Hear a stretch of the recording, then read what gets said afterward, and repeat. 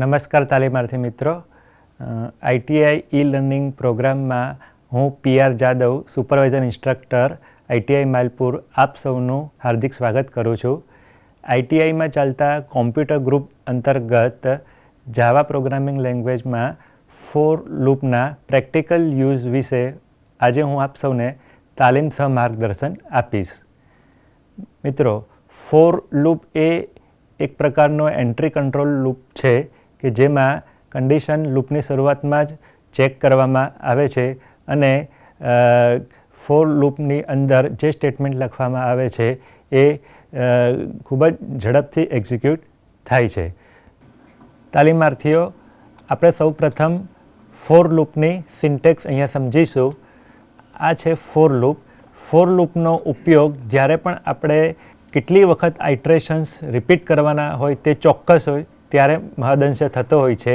તો અહીંયા ફોર લૂપની સિન્ટેક્સમાં આપ જોઈ શકો છો એ પ્રમાણે સૌથી પહેલાં આપણે ઇનિશિયલાઇઝેશન લખેલું છે, ત્યાર પછી કોઈ ચોક્કસ કન્ડિશન લખવામાં આવે છે અને ત્યાર પછી અહીંયા ઇન્ક્રીમેન્ટ અથવા તો ડિક્રીમેન્ટ વેલ્યુ લખવામાં આવે છે અને ત્યાર પછી લૂપનો કોડ જેની અંદર આપણે કોઈ સ્ટેટમેન્ટ કે બ્લોક એક્ઝિક્યુટ કરવાના હોય છે તે લખાય છે.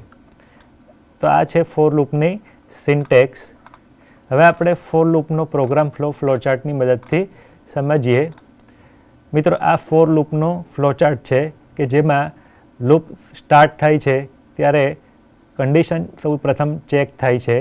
હવે જો કન્ડિશન ફોલ્સ થશે એટલે કન્ડિશન્સમાં ફૂલફિલ નહીં થતી હોય તો તરત જ લૂપ એન્ડ થઈ જશે, પરંતુ જો કન્ડિશન ટ્રુ થતી હશે તો લૂપ બોડીની અંદર લખેલ સ્ટેટમેન્ટ એક્ઝિક્યુટ થશે અને ત્યાર પછી અપડેટ એટલે અહીંયા ઉપર જે સિન્ટેક્સમાં બતાવ્યું છે એ પ્રમાણે ઇન્ક્રીમેન્ટ અથવા તો ડિક્રીમેન્ટ, એ જે વેલ્યુ ઇન્ક્રીમેન્ટ કે ડિક્રીમેન્ટ થશે તે થશે અને ત્યાર પછી ફરીથી લૂપની અંદર લખેલ કન્ડિશન ચેક થશે અને જો કન્ડિશન ફોલ્સ હશે તો લૂપ ટર્મિનેટ થઈને એન્ડ થઈ જશે, પરંતુ જો કન્ડિશન ટ્રુ હશે તો લૂપ બોડીની અંદર લખેલ સ્ટેટમેન્ટ્સ એક્ઝિક્યુટ થશે અને ત્યાર પછી સેમ પ્રોસેસ, સેમ આઇટરેશન્સ રિપીટ થશે. તો હવે આપણે આ ફોર લૂપનો પ્રોગ્રામ પ્રેક્ટિકલી ઇમ્પ્લિમેન્ટ કરીને સમજીએ. નોટપેડની ફાઇલની અંદર આપણે ફોર લૂપની માટે એક ક્લાસ લખીશું.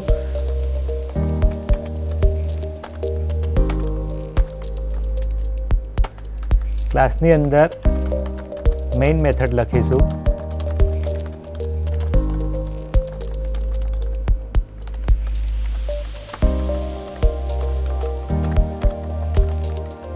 હવે આ મેઇન મેથડની અંદર આપણે ફોર લૂપનું બ્લોક લખીશું ફોર, ત્યાર પછી કૌંસની અંદર આપણે અગાઉ જે સિન્ટેક્સમાં જોયું એ પ્રમાણે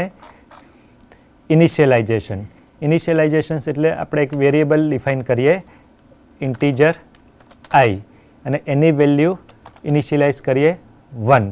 ત્યાર પછી સિન્ટેક્સમાં દર્શાવ્યા પ્રમાણે વચ્ચે સેમિકોલન લખવું ફરજિયાત છે, તો અહીંયા આપણે સેમિકોલન લખીશું. ત્યાર પછી સેકન્ડ પાર્ટમાં કન્ડિશન લખેલી છે. કન્ડિશન એટલે કે આપણે જે કન્ડિશન પ્રમાણે લૂપમાં એક્ઝિક્યુટ કરવું હોય એ કન્ડિશન લખીશું. તો અહીંયા મારે આઉટપુટની અંદર નંબર્સ 1 થી 10 વર્ટિકલી એટલે કે એકની નીચે એક, બીજાની નીચે ત્રીજા, એવી રીતે પ્રિન્ટ કરવા છે. તો 1 થી 10 નંબર પ્રિન્ટ કરાવવા છે. તો અહીંયા હું કન્ડિશન્સમાં લખીશ આઈની value less than or equal to 10. આનો મતલબ કે આઈની વેલ્યુ 1 ઇનિશિયલાઇઝ કરી એટલે 1 થી આઈની વેલ્યુ સ્ટાર્ટ થશે અને less than or equal to 10 આપણે આ વચ્ચે કન્ડિશનમાં લખી છે એટલે મેક્સિમમ આઈની વેલ્યુ 10 થશે, 10થી વધારે થશે નહીં. ઓકે, તો આ સેકન્ડ પાર્ટ ફોર લૂપનો અહીંયા આપણે લખ્યો જેમાં આપણે કન્ડિશન લખી. ત્યાર પછી થર્ડ પાર્ટમાં સિન્ટેક્સમાં આપણે જોયું હતું એ પ્રમાણે આપણે લખવાનું હોય છે ઇન્ક્રીમેન્ટ અથવા તો ડિક્રીમેન્ટ. તો અહીંયા આપણે સેમિકોલોન કરી અને થર્ડ પાર્ટ લખીએ જેમાં આપણે આઈની વેલ્યુ એક એક ઇન્ક્રીમેન્ટ કરીએ, આઈ પ્લસ પ્લસ. તો આ આપણે આ ફોર લૂપનો બ્લોક કમ્પ્લીટ થયો એટલે અહીંયા બ્રેકેટ કરીશું. ત્યાર પછી અહીંયા આપણે ફરીથી કર્લી બ્રેકેટ કરી અને આઉટપુટમાં આપણે લૂપમાં જે સ્ટેટમેન્ટ પ્રિન્ટ કરાવવું છે તે ડિસ્પ્લે કરાવીએ. તો સિસ્ટમ કન્સોલની પ્રિન્ટ મેથડ છે એની મદદથી આપણે લખીએ પ્રિન્ટ ln i, એટલે કે આપણે i વેરિયેબલ જે અહીંયા લૂપની અંદર લખ્યો તે જ આપણે આઉટપુટમાં ડિસ્પ્લે કરાવવો છે. ઓકે, તો આ ફોર લૂપનો પ્રોગ્રામ અત્યારે કમ્પ્લીટ થઈ ગયો. હવે આપણે એને સેવ કરીશું.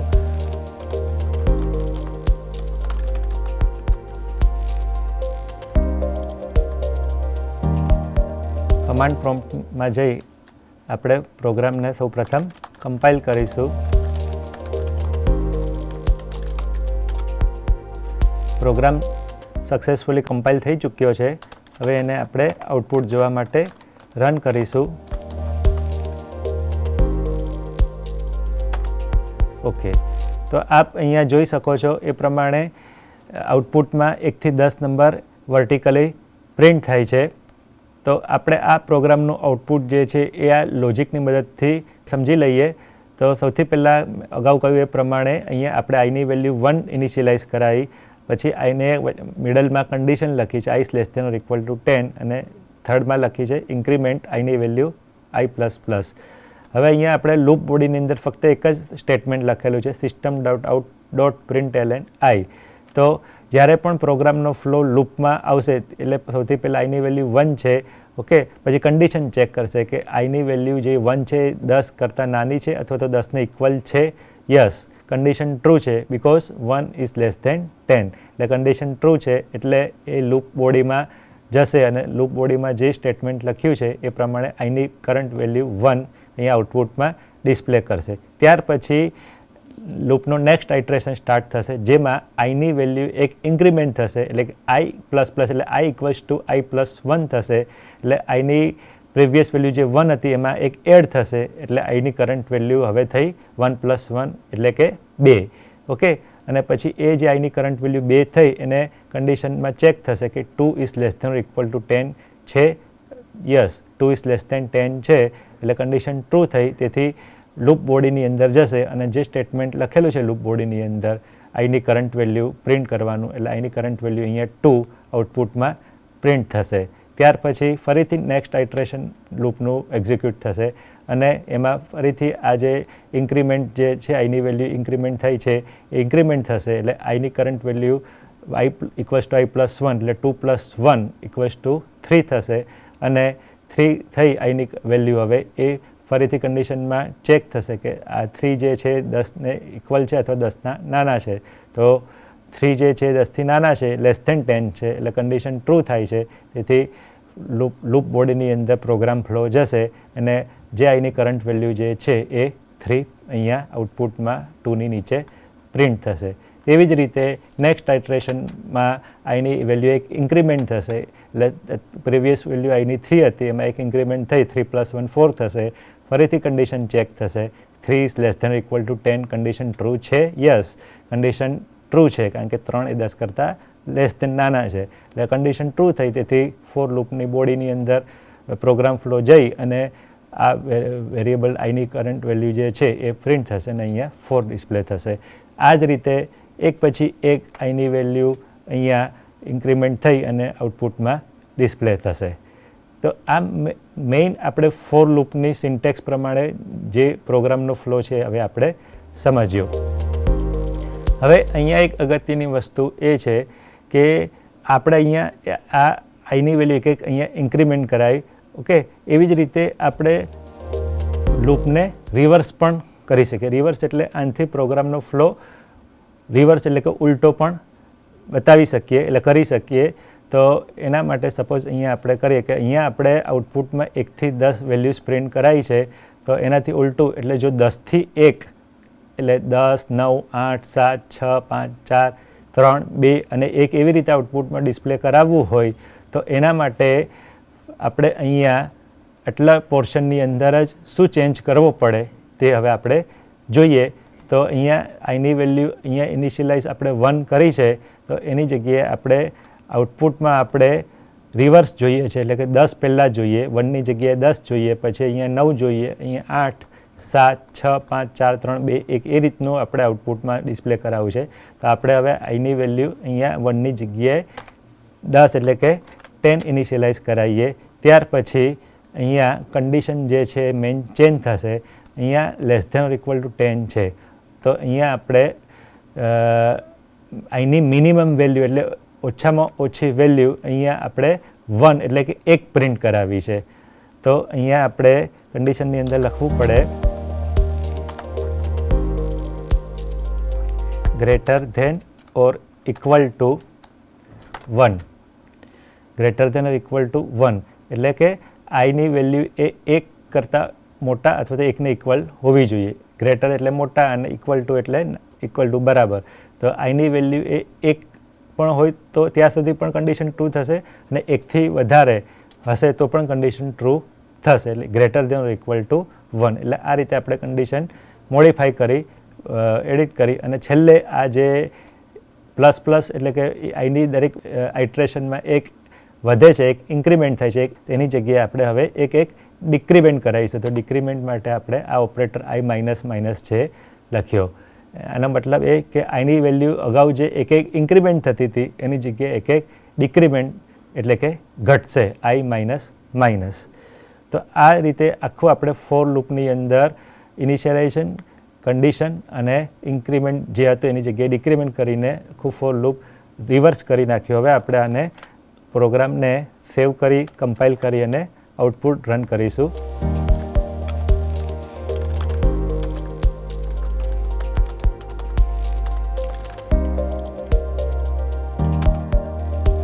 પ્રોગ્રામ સક્સેસફુલી કમ્પાઇલ થઈ ચૂક્યો છે. હવે આપણે આઉટપુટ જોવા માટે આપણે એને રન કરીશું.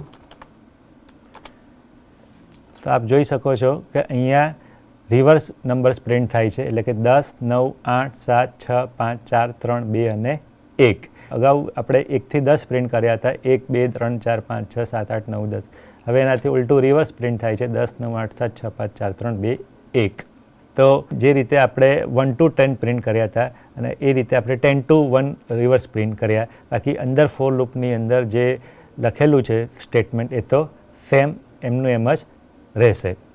હવે અહીંયા આપણે એક અગત્યની વસ્તુ એ જોવાની છે કે જે પ્રમાણે કહ્યું એ પ્રમાણે ફોર લૂપ જે છે એ એન્ટ્રી કંટ્રોલ લૂપ છે. એટલે અહીંયા ફરીથી આપણે જે શરૂઆતમાં આપણે ફોર લૂપની અંદર જે લોજિક લખ્યું હતું એ લોજિક ફરીથી લખી લઈએ. આઈ ઇક્વલ્સ ટુ 1, આઈ ઇઝ અહીંયા આપણે વચ્ચે આપણે કન્ડિશન લખતા નથી.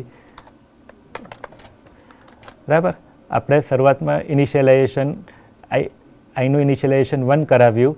ઓકે. પછી જે વચ્ચેના પાર્ટમાં જેમ આપણે આ સિન્ટેક્સમાં જોયું હતું કે વચ્ચેના પાર્ટમાં કન્ડિશન લખેલી છે, પરંતુ અહીંયા આપણે વચ્ચેના પાર્ટમાં કન્ડિશન લખતા નથી, એને બ્લેન્ક એટલે કે ખાલી છોડી દઈએ છીએ.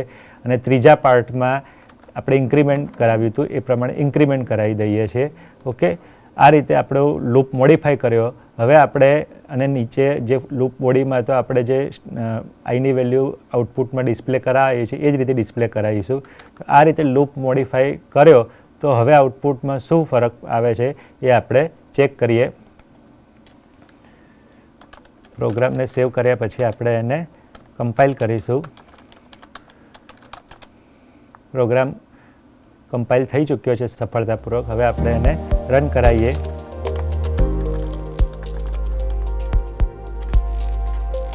તો આપ અહીંયા જોઈ શકો છો કે આ પ્રોગ્રામ, આ લૂપ ઇન્ફાઇનાઇટ લૂપમાં જઈ ચૂક્યો છે. એટલે કે આ લૂપ જે છે એમાં કન્ટિન્યુઅસ નંબરો ડિસ્પ્લે થઈ રહ્યા છે. સતત નંબરો એક પછી એક ખૂબ જ ઝડપથી ડિસ્પ્લે થઈને આગળ વધી રહ્યા છે. આ નંબરો અટકતા જ નથી, એટલે કે એનો કોઈ ઓટોમેટિકલી એન્ડ એટલે કે અંત આવતો જ નથી. કન્ટિન્યુઅસ આપ જોઈ શકો છો કે ફટાફટ નંબરો આઉટપુટમાં ડિસ્પ્લે થઈ રહ્યા છે. તો આને કહેવાય ઇન્ફાઇનાઇટ લૂપ. ઇન્ફાઇનાઇટ મીન્સ અનંત. કે આ ક્યારે અટકશે, આનો છેલ્લે નંબર કયો આવશે તે કોઈ ચોક્કસ હોતું નથી. તેના માટે તેથી એને ઇન્ફાઇનાઇટ લૂપ કહેવામાં આવે છે. તો આવું થવા પાછળનું કારણ એ જ છે કે આપણે લૂપમાં જે વચ્ચે કન્ડિશન લખી હતી એ આપણે કન્ડિશન ન લખી, અને કન્ડિશન ન લખી તેથી પ્રોગ્રામને ફ્લોને ખબર જ ન પડી કે આપણે એને લૂપ ક્યાં ટર્મિનેટ કરવાનો છે, લૂપ ક્યાં એન્ડ કરવાનો છે, લૂપનો અંત ક્યાં લાવવાનો છે તેને ખ્યાલ જ નથી આવતો, કારણ કે અહીંયા આપણે કન્ડિશન વચ્ચે લખી નથી. એટલે એ ઇનિશિયલાઇઝ કરશે આઈની વેલ્યુ 1. ઓકે, ત્યાર પછી અહીંયા વચ્ચે કન્ડિશન ચેક કરવા જશે, પરંતુ આપણે કોઈ કન્ડિશન લખી નથી, તેથી એને ખ્યાલ નહીં આવે કે આઈની વેલ્યુ ક્યાં સુધી મારે લખવાની છે. અને પછી આપણે લખ્યું છે કે આઈ પ્લસ પ્લસ, એટલે આઈની વેલ્યુ એક ઇન્ક્રીમેન્ટ કરો એવું આપણે પ્રોગ્રામને કહીએ છીએ, કમ્પાઇલરને કહીએ છીએ, પરંતુ ક્યાં સુધી એક ઇન્ક્રીમેન્ટ કરવાની તેનું કોઈ વચ્ચે કન્ડિશન લખી નથી. તેથી એ પ્રોગ્રામનો ફ્લો આઈની વેલ્યુ એક ઇન્ક્રીમેન્ટ કરી અને આઉટપુટમાં ડિસ્પ્લે કરતું જાય છે, પરંતુ કન્ડિશન ન લખી હોવાથી ક્યારે આઈની વેલ્યુ ટર્મિનેટ કરવીને લૂપનો એન્ડ કરો તે એને કમ્પાઇલર સમજી શકતું નથી, તેથી એ આ ઇન્ફાઇનાઇટ લૂપમાં ચાલ્યું જાય છે. ઓકે, તો આ રીતે કોઈક વખત કન્ડિશનમાં ભૂલ થવાથી અથવા તો કન્ડિશન ન લખવાથી પ્રોગ્રામ ઇન્ફાઇનાઇટ લૂપમાં જતો રહે છે. તે માટે જ આ કન્ડિશન ખૂબ જ સાવધાનીપૂર્વક લખવી જરૂરી છે. હવે આ આઉટપુટને આપણે સ્ટોપ કરવું હોય, એને બંધ કરવું હોય તો આપણે કમાન્ડ પ્રોમ્પ્ટ ઉપર Ctrl+C કમાન્ડ લખીશું તો આ લૂપ આઉટપુટ જે છે એ સ્ટોપ થઈ ગયું. આપ જોઈ શકો છો એ પ્રમાણે અહીંયા આઉટપુટ સ્ટોપ થઈ ચૂક્યું છે. આ રીતે આપણે કોઈ વખત કન્ડિશનમાં લખવામાં ભૂલ થઈ ગઈ અથવા તો કોઈક વસ્તુ મિસિંગ રહી ગઈ હોય પાર્ટમાં, તો ફોર લૂપ ઇન્ફાઇનાઇટ લૂપમાં જઈ શકે છે. તો તેથી આપણે ફરીથી આપણે કન્ડિશન એઝ ઇટ ઇઝ જે લખી હતી એ પ્રમાણે ચેન્જ કરી અને મોડિફાઈ કરી દઈએ લૂપને. હવે પ્રોગ્રામને સેવ કરી દઈએ. કન્ડિશન આપણે લખી હતી I less than or equal to 10, એટલે કે 1 થી 10 નંબર પ્રિન્ટ કરાવવાના હતા. ઓકે, એટલે કન્ડિશન આપણે પહેલાંની જેમ એઝ ઇટ ઇઝ લખી દીધી. હવે આપણે પ્રોગ્રામને સેવ કરી ફરીથી આપણે કમ્પાઇલ કરીએ.